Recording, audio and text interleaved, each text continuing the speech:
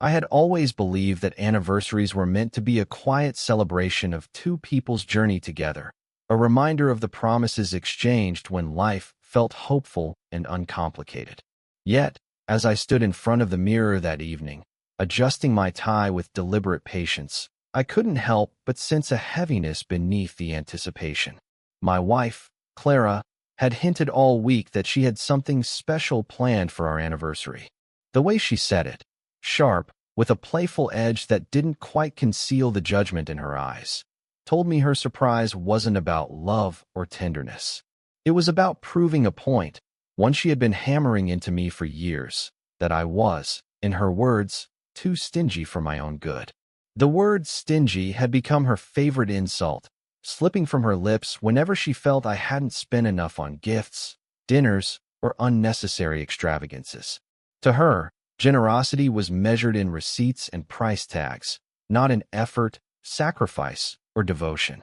I remembered the countless nights I had worked late, saving every penny not for myself, but for the future we both claimed to dream of. I thought of the down payments, the careful investments, the quiet planning she never noticed. But none of that seemed to matter to her anymore. To Clara, romance had to glitter. And if it didn't glitter, it didn't exist. That evening, she looked radiant in her emerald dress, her hair curled into soft waves that fell over her shoulders. When she caught me staring, she smiled, not with affection, but with triumph, as though she already knew how the night would end and was savoring her impending victory. "You'll love tonight," she said, her tone laced with mischief. "I think it will finally open your eyes." Her words hung between us like a warning, though I only nodded, slipping my hands into my pockets to conceal the calm satisfaction that was growing inside me. She didn't know that while she had her lesson planned, I had mine too, and mine had been prepared with a precision she couldn't even imagine. Before we continue, be part of our growing family by hitting that subscribe button. And here's something fun. Share your name and tell us where you're tuning in from in the comments.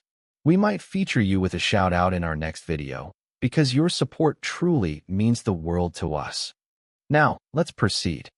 We drove together in strained silence, the city lights stretching ahead as though leading us towards some inevitable confrontation.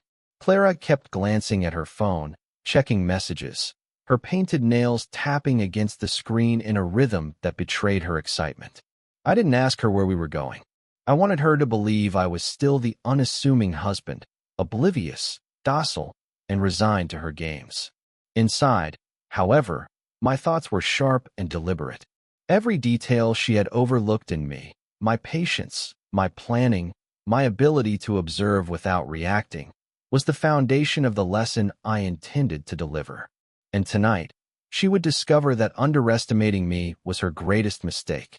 When we pulled up in front of the restaurant, I knew instantly that this wasn't just a dinner.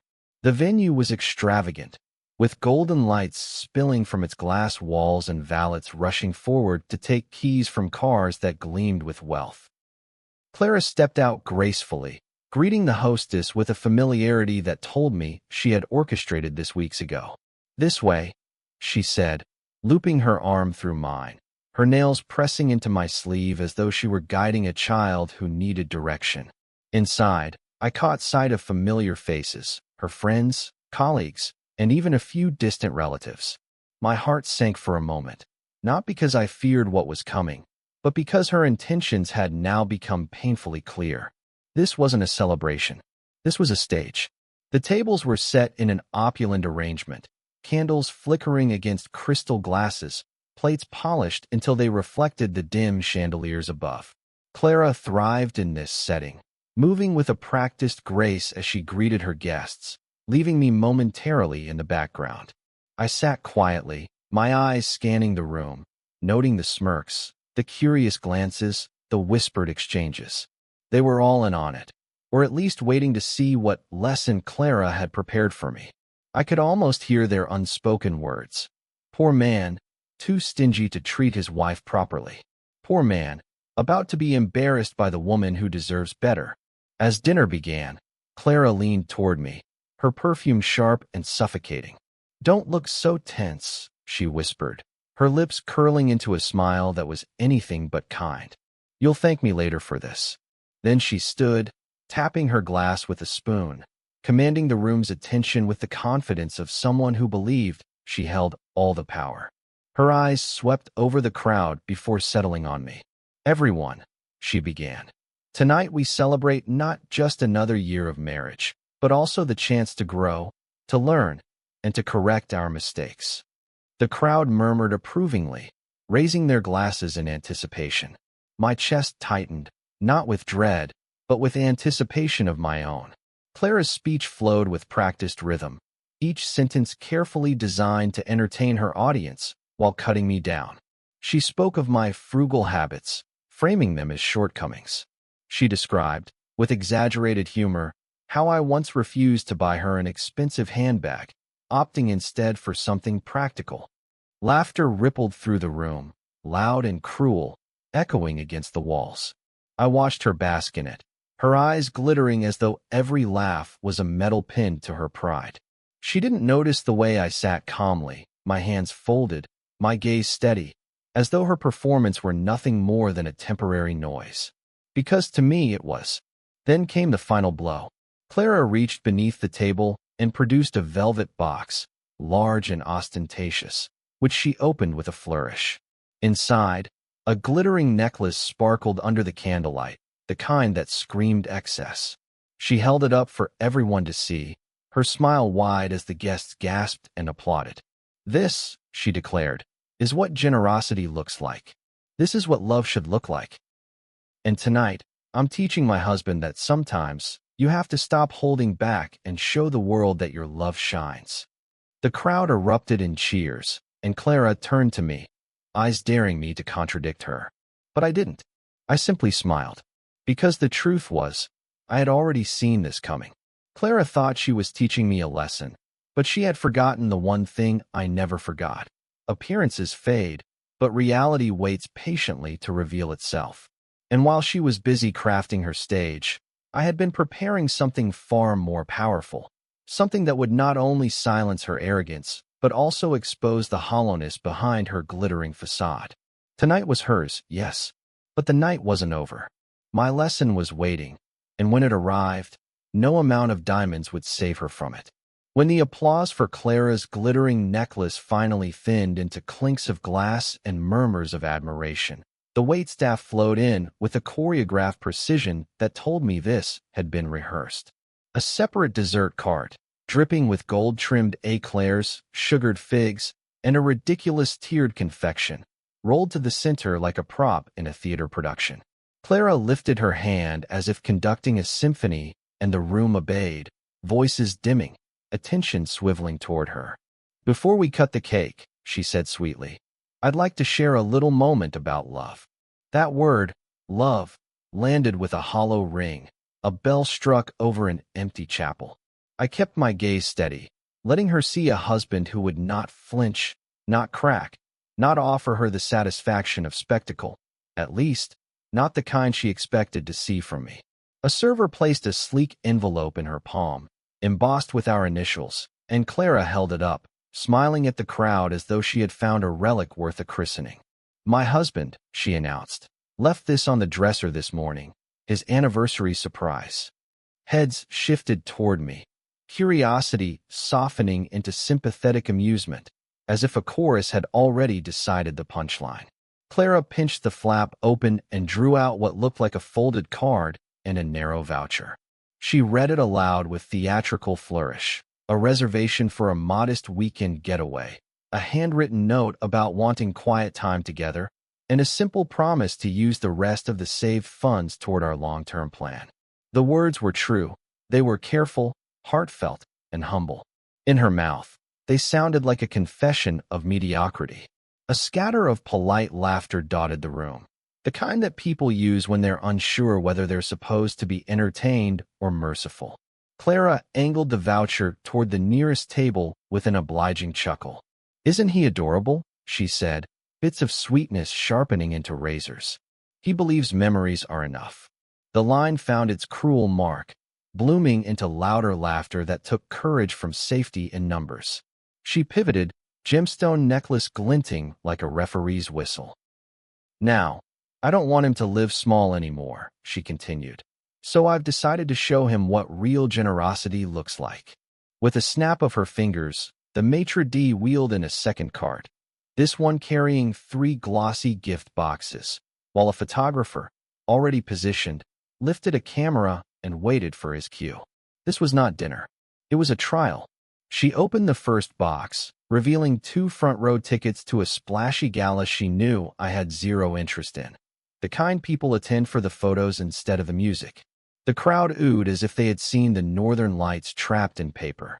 The second box contained an engraved key to a rental sports car she had booked for the weekend, a gleaming toy I had once joked about in passing but never desired to own.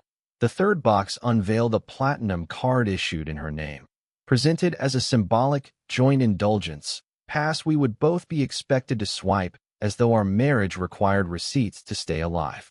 She lifted the card high like a trophy and said, This is what a couple does when they love without fear." And several of her friends clapped, the sound sticky and bright, like syrup poured over something that had already lost its flavor. I studied the room the way an accountant might read a ledger, noting not just assets and liabilities, but also patterns of waste that forecast collapse.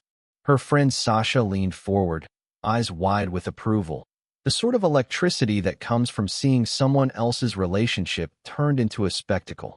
A cousin filmed everything without shame, her phone orbiting in search of the best angle to capture my supposed awakening. The restaurant's quiet music felt thinner now, the violins stretched over a drumbeat of giggles and whispers. Clara reached for my hand, turning my palm upward like a magician preparing a reveal, and slid the platinum card across my skin. It was warm from her fingers and as useless to me as a medal in a war I had not enlisted to fight. "Swipe freely," she teased, "because love is not about holding back." She waited for me to speak, to protest, to confirm the script she had written where I would sputter and stumble, embarrassed by my smaller gesture and eager to be reformed by her grand instruction. I chose silence, the kind that unsettles an audience because it introduces an unwritten act. I set the envelope down beside my plate, lifted my glass, and took a slow drink that turned several heads. When I lowered it, I met her gaze, not defiant, not pleading, but steady, as if I had seen an approaching storm from far enough away to shut the windows before the rain began. Clara's eyes flickered with impatience, the way a performer flinches when a line is missed. She filled the gap by raising her voice, inviting the room to weigh in. Shouldn't we teach him that love isn't about saving, but showing? The crowd cheered, emboldened by her confidence, and a chorus of yes rose like steam from a boiling pot. The maitre d' brought the cake knife, and Clara guided my hand to the handle for a photo, a rigid tableau of unity staged for onlookers who liked their romance plated and sugared. Cameras flashed. The first slice shifted on the silver server, wobbling slightly like a crown that didn't fit the head it was meant for. She whispered into my ear, soft enough that the photographer couldn't record it, sharp enough that it cut. "Try not to embarrass me by being small." The words did not anger me. They clarified her lesson. Smallness, to her, was restraint, thought, patience, the hard savings no one clapped for. She had mistaken the quiet disciplines that keep life standing for the absence of love, and tonight, she wanted a crowd to approve the switch. Then came the auction. She called it a game, an icebreaker, something light, yet it was calibrated to show me my place. "I'll start the bidding," she said, and named a sum to the waiter for a bottle I had no interest in, laughing playfully as 2 of her friends topped it, daring each other to go higher. A dozen guests joined, taking turns offering to foot the bill for some flamboyant addition to the night. An extra dessert tower, a late-night DJ, hand-lettered favors. Each purchased a tiny spark in a manufactured fireworks display. It was a spectacle of thin generosity, like burning money to prove you had ever owned any. Every time I might have spoken, I stopped, not because I lacked words, but because I understood the math of timing. The lesson I carried required more silence than speech, and precision, not heat. At one point, Clara turned to the room and said, light enough to be called a joke and sharp enough to leave a mark. My husband's saving for a rainy day, but I say let it pour tonight. Laughter ricocheted off the walls, and I caught sight of the hostess wincing before smoothing her features into professional neutrality. A few guests glanced at me with something like pity, and I nodded back, a quiet courtesy that neither invited nor rejected their sympathy. It struck me then that public humiliation depends on an audience that confuses noise for truth, that applauds the person who brought the microphone rather than the person who brought the meaning. Clara had curated the noise. I had brought something else, something that does not ask for applause and is deaf to jeers. When the check was finally placed, an oblong slate like a verdict, Clara lifted it triumphantly with the platinum card between two fingers. She announced, a gift to love, and the table burst into a final, performative cheer. The photographer caught the moment, angled just so, our faces within the glow of candlelight and conquest. I watched the card disappear into the waiter's hand, then offered a polite thank you to the room, the sort of simple courtesy that sounds like surrender to people who only speak in trumpets. In that stillness, I felt none of the bitterness she had hoped to stir. I felt only the clean, spare edge of a boundary forming, quietly, decisively, inside me. On our way out, the valet line curled beneath a canopy that shielded us from a breeze. Clara looped her arm into mine again, softer now, as if the crowd's approval had returned her to the role of affectionate wife. You see, she said gently, almost kindly, it feels good to let go. I looked down at her, at the necklace she had chosen to interpret as love, at the glossy calm on her face when the world had clapped at her cue. I thought of the future we had claimed to want. Stability, a home that was truly ours, a life not mortgaged to performances. In that moment, I understood that her lesson tonight had not been for me at all. It was staged for her fear, that quiet, private fear that if love did not shine, it wasn't real, and if an audience didn't witness it, it didn't count. Back in the car, the city rolled by like a film I had already seen. The lamps flickered across the windshield in even intervals, as dependable as compound interest. Clara scrolled through photos, humming to herself as she chose which moments would make the feed, edited proof that our marriage glittered. I watched the road, my hands light on the wheel, and let the truth settle. There are classrooms that require desks and lectures, and there are classrooms that require consequence. She had given me her version of education, public, loud, expensive, and forgettable. Mine would be quiet, private, corrective, and permanent. I would not shout. I would not retaliate with mockery. I would teach with structure, the way a well-kept ledger teaches a spendthrift with numbers that do not bend to charm. When we reached home, she kicked off her heels and asked whether I wanted to open a bottle we had been saving. I said no, and that was the last small refusal I intended to explain.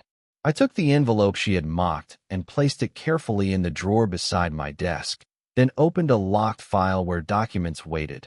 Timelines, authorizations, confirmations, all of it built with the patience she mistook for smallness.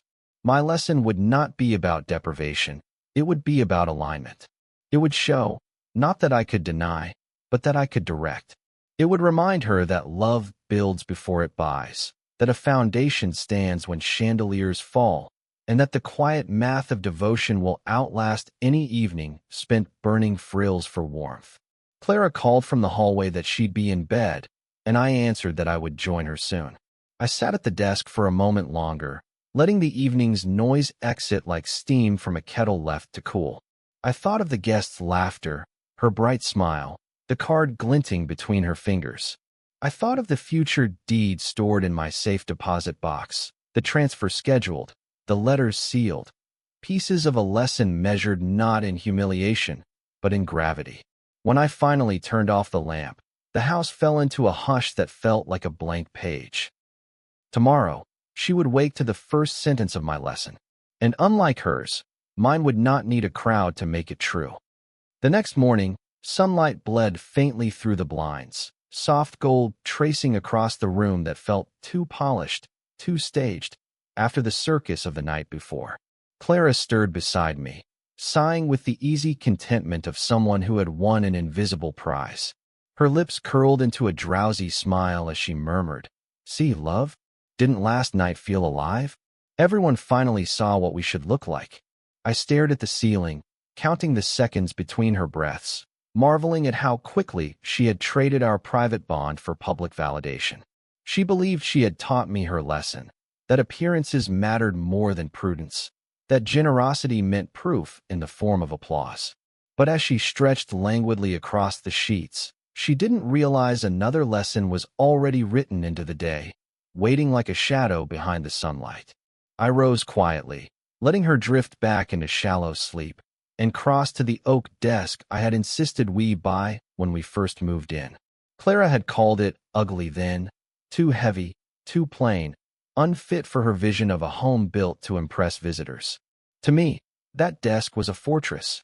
Within its drawers and compartments lay the truth of my life's work: documents, contracts, account statements, all built piece by piece during nights she believed I was being stingy or boring. I unlocked the bottom drawer and drew out the thick manila folder that had been waiting patiently for this very moment. Inside were the receipts that did not glitter but carried weight heavier than diamonds: deeds signed in my name, investment certificates, confirmation of a transfer scheduled weeks ago. The lesson Clara had prepared for me relied on light and noise. Mine would arrive with silence and permanence. As I sifted through the papers, a memory surfaced, sharp and unwelcome, of our first year together. We had celebrated our anniversary then with nothing more than a simple dinner at home. Pasta, a cheap bottle of wine, laughter echoing through our small apartment. Clara had leaned against me, whispering that she didn't care about wealth, that she only wanted a partner who would make her feel safe. I had believed her, every syllable wrapping around my heart like a vow. Yet as years passed and her circle grew flashier, her definition of safety shifted. It was no longer enough to have stability stored in ledgers or futures secured in bonds.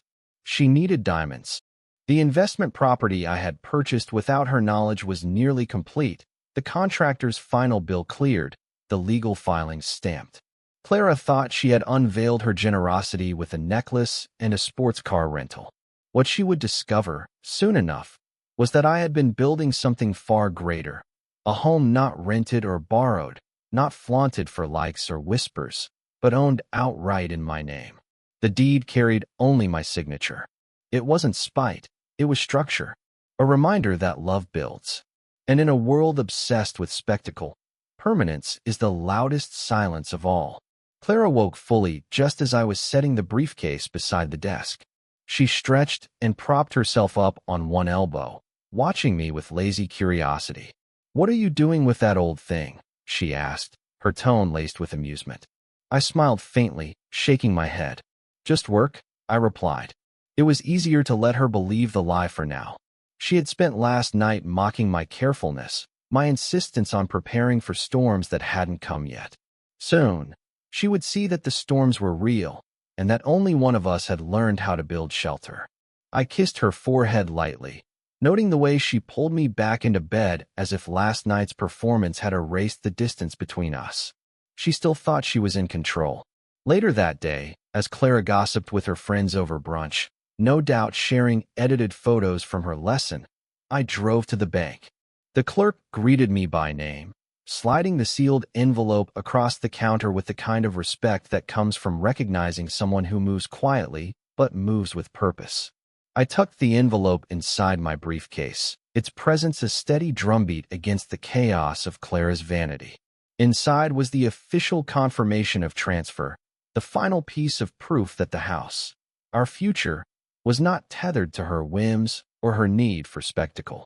My hands tightened around the leather handle as I realized the irony. While she had paraded luxury in front of strangers, I had secured something that no amount of applause could erase. Driving back, I rehearsed in my mind how the unveiling would happen. Not with anger, not with shouting, not even with humiliation. Her weapon had been noise. Mine would be stillness. At dinner that night, or perhaps when she boasted again about her necklace to her mother, I would quietly lay the deed on the table. Let her read the lines, see the weight of what true foresight looked like. Let her realize that while she thought she had been teaching me, I had been building a structure that no lesson of hers could shake. And when she looked up from that paper, eyes wide with dawning recognition, she would finally understand that the man she called stingy had only been disciplined, and that discipline had already rewritten our future without her permission. As I pulled into the driveway, the sun beginning to dip low, I felt no urge to rush the reveal. Lessons, after all, are most powerful when they arrive not as strikes, but as inevitabilities. Clara could enjoy her necklace, her rented sports car, her carefully curated photos. Let her bask in them for now. The truth was already set in ink and notarized. My lesson wasn't coming. It had already been delivered, hidden in plain sight, waiting for her to stumble upon it when the lights of her performance finally dimmed. By late afternoon, Clara had gathered a small audience again. Her mother, Sasha, and two co-workers who liked everything that glittered. She held court at our dining table, necklace catching the light, recounting the lesson she'd taught me as if it were a public service announcement. I set down coffee for the guests, then placed a single leather folder beside Clara's plate. No speech, no preamble, just the weight of paper waiting to be read. She skimmed the first page, slowed at the embossed seal, and then stopped speaking altogether. The room noticed. Silence spread like ink and water. "What is it?" Sasha asked, leaning in. Clara's voice thinned. "It's the deed." She flipped to the second page, then the third, meeting terms and signatures that left no room for performance. The property's address, the completed transfer, the paid balance, my name alone. I watched her eyes widen, not to delight, but to comprehension. The math became visible. While she staged a spectacle, I had secured something that could not be rented back from the wind. There were no cameras now, no applause, only the steady beat of facts. "Why didn't you tell me?" she asked, the question more fragile than accusing. I answered simply, "Because I needed the foundation built before we decorated it." Her mother reached for the folder, brows knitting as she calculated what this meant socially. No lender, no debt, no monthly performance required to sustain it. "This is real," she murmured, almost grudging. Clara looked at me then with the expression of someone who has just discovered the house was built on bedrock while she was busy polishing the porch. She started to say something, to spin it into her script about love shown loudly, but the words didn't fit anymore. The deed had changed the air. It had changed the lesson. She had taught noise. I had taught gravity. When the first ripple of embarrassment touched her cheek, I moved the conversation forward with mercy. I poured coffee, set down plates, and kept my tone ordinary. "We can move in a month," I said. "Everything's ready. But before we do, I want agreements. No more public tests. No more auctions for attention. We run a life, not a theater." She flinched, then nodded without commitment, a dancer still thinking about the last step. I didn't press. The folder spoke more cleanly than I ever could. And when the guests left, she stood in the doorway with the necklace cold against her skin, understanding that the sparkle had lost its jurisdiction. That night, I retrieved the platinum card from my desk and set it on the counter. "Cancel it," I said. "If you want a card for the new house, we'll add one on the accounts that build, not the ones that burn."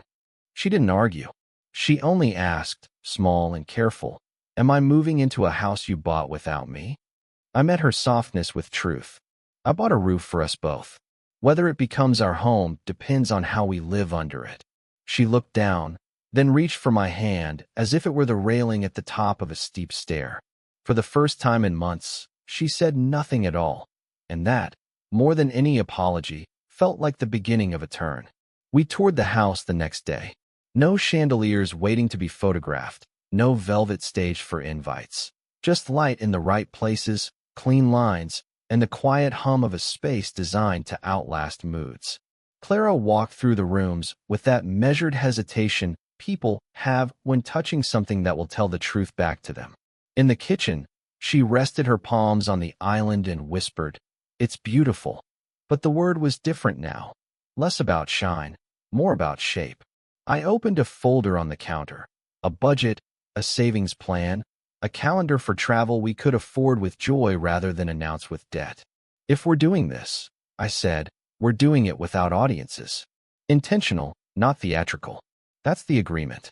She bristled, defensiveness rising by habit, then caught herself and let it drain. I wanted people to see us as successful, she said. I wanted to feel like we were alive. I nodded.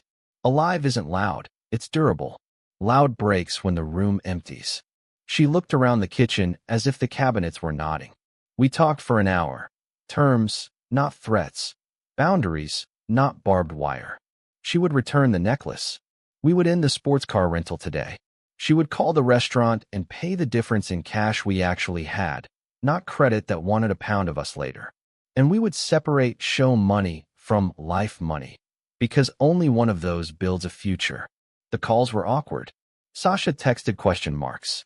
Her mother issued a small scolding that wilted in the face of numbers. Clara held the necklace box a long time before she sealed it, tears gathering without theatrics. I don't want to be the kind of person who needs an audience to believe a moment is real, she said, voice raw. But I think I've been that person. I didn't console her with grand speeches. I handed her the return label and said, "Good. Let's become someone else together."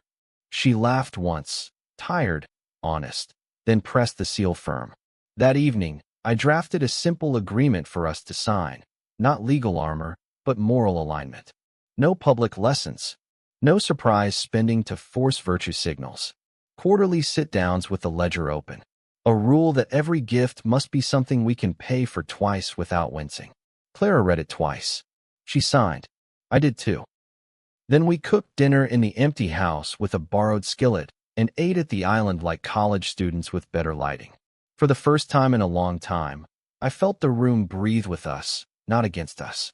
The reckoning had not been a fight. It had been math with kindness. And the numbers, finally, were on our side. News of the quiet turn spread slower than last night's spectacle, which was exactly the point. There were no reels to post, no applause to harvest. We moved in 3 weeks later with fewer boxes than pride would have allowed and more peace than pride could ever buy. Clara slipped easily some days and struggled on others. Once, she hovered over a luxury site with a limited drop, timer pulsing red. She closed it.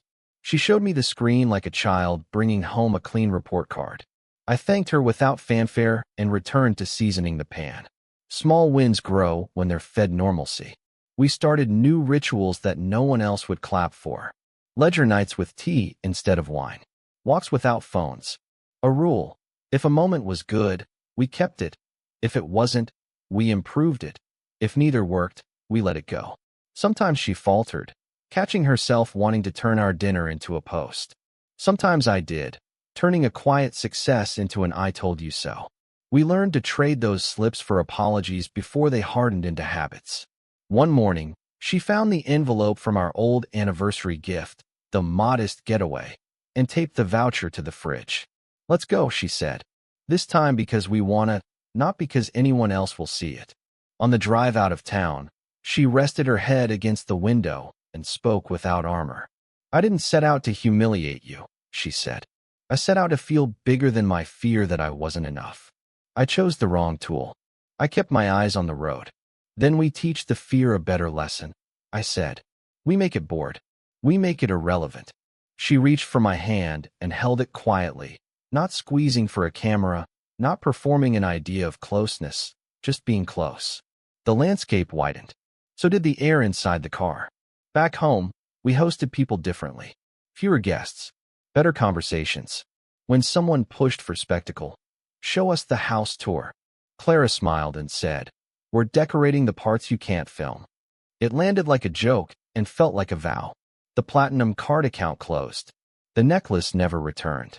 In its place, a small framed copy of the first page of the deed hung inside the pantry where only we saw it. A private reminder that foundations are the gift you never finish unwrapping. On our next anniversary, I set an envelope on the table again.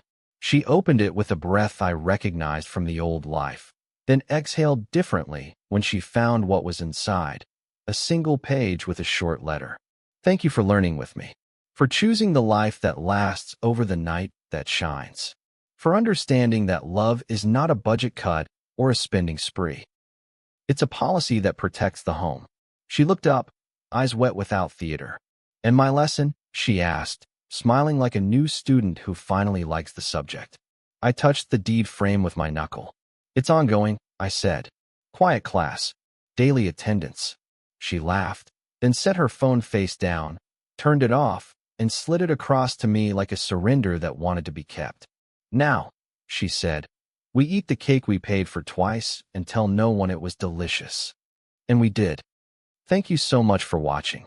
If you enjoyed this story, don't forget to hit that subscribe button and help us reach our first 1,000 subscribers. Your support means the world to us.